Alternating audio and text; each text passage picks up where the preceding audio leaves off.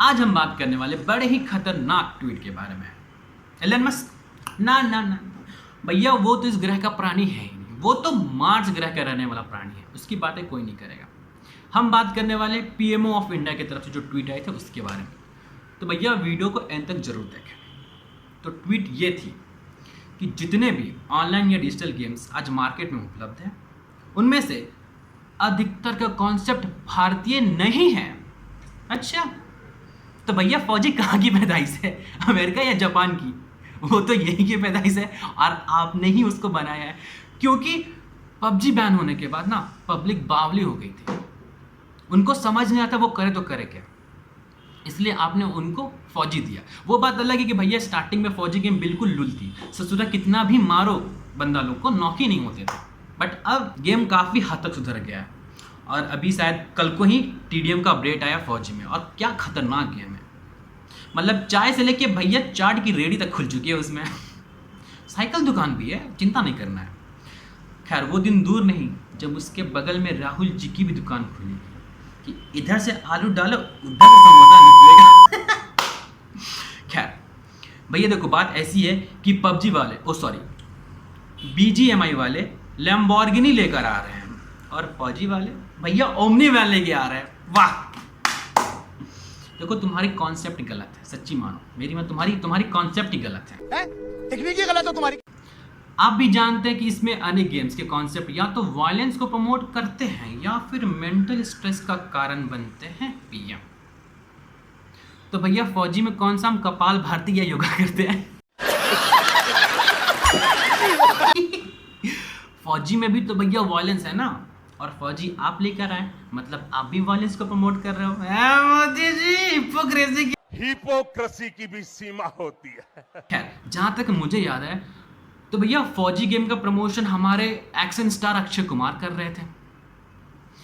तो जब किसी गेम का प्रमोशन कोई एक्शन स्टार कर रहा है तो उस गेम में वायलेंस तो होगा। खैर जोक सपाट, तो चलो अब आगे बात करते हैं मेंटल स्ट्रेस। देखो भैया बात ऐसी है ना कि गेम खेलने से मेंटल स्ट्रेस बढ़ता नहीं है, कम होता है। मैं बताता हूँ कैसे, मैं हूं ना बताने के लिए। गवर्नमेंट वैकेंसी निकाल नहीं रही है, लॉन्डो की जॉब लग नहीं रही है, वो बेरोजगार की तरह घूम रहे हैं, घर वाले रिश्तेदार ताना मार रहे हैं, तो भैया करेंगे क्या? कुछ नहीं कर सकते, क्योंकि शकल सूरत ऐसी है कि बंदी पटने से रही, अगर बंदी पट भी जाती है तो यू डिजर्व समवन बेटर बोल के निकल जाती है। क्या करेंगे भैया गम को बुलाने के लिए? दारू पियेंगे? नहीं पी सकते, अगर दारू का हाथ लगा तो घर वाले हाथ पैर तोड़कर चौराहे पे बैठा देंगे। तो क्या करेंगे? गेम खेलेंगे, लेकिन गेम खेल नहीं सकते क्योंकि भैया गेम तो अभी टेस्टिंग वर्जन में है। हर 2 दिन बाद वो लॉगिन मांगता है, कभी पेड़ पत्ते फूल पहाड़ कुछ भी निकल जाता है। कल हम तालाब में ससुरा डूब गए थे चलते चलते। ये बताओ मोदी जी, अभी तो गेम सही से आई नहीं है और गवर्नमेंट ऐसी ट्वीट की जा रही है, क्या होगा हमारा? ना आप जॉब निकाल रहे हो, ना लड़की मिल रही है, ना हम गेम खेल पा रहे हैं। भैया जिंदगी बर्बाद है, हमारी जिंदगी बर्बाद है।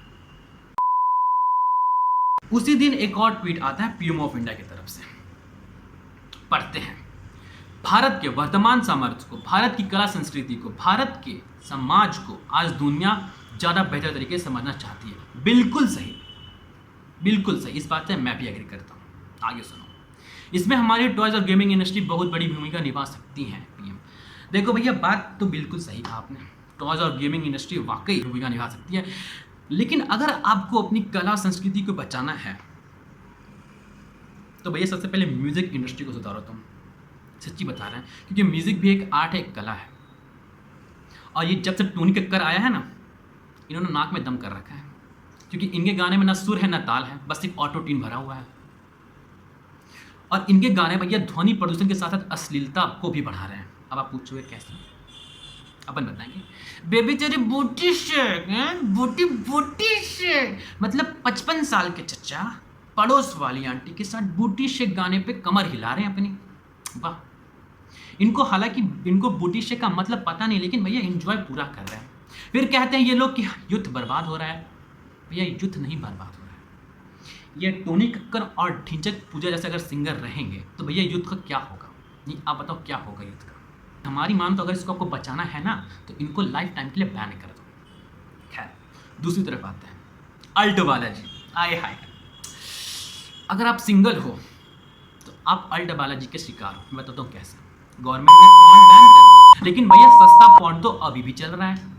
अल्ट बालाजी वेब सीरीज नहीं दिखाते, ये सस्ता पॉर्न दिखाते हैं। सच्ची बता रहा हूँ, मतलब गंदी बात 1 2 3 4 5 6 पे 6 निकले जा रही है। देखना एक दिन ऐसा होगा गंदी बात अपनी सेंचुरी पार कर चुकी होगी, लेकिन फिर भी अल्ट बालाजी जिंदाबाद रहेगी। कभी कभी तो ऐसा लगता है मानो कि डायरेक्टर की सीट पे स्वयं जॉनी सीन्स बैठे हो और बोल रहे हो बेबी लेट्स डू इट, आज कुछ तूफानी करता है।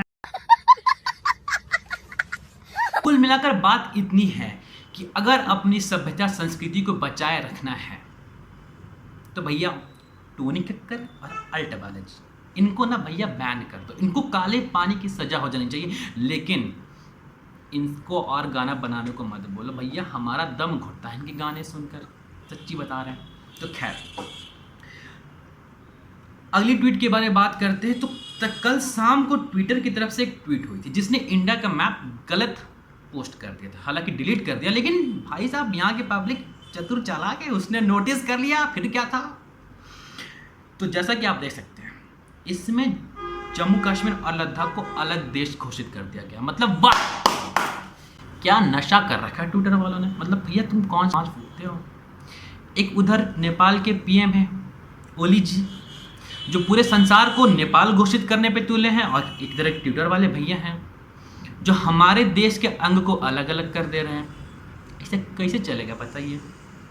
अबे शुक्र मनाओ अभी तक #बाइकॉट ट्विटर पे ट्रेंड नहीं कर रहा है, वरना तुम्हारा बोरिया बिस्तर साफ हो जाता। अभी तक यहाँ की पब्लिक बहुत बावली है, और सच्ची बता रहे हैं।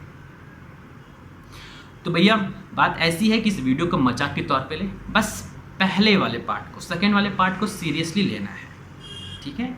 यह इंडिया का मैप है, इसको सीरियसली लेना है। तो यार वीडियो को देखने में बहुत बहुत शुक्रिया। मिलता है अगले वीडियो में, तब तक के लिए पीस आउट।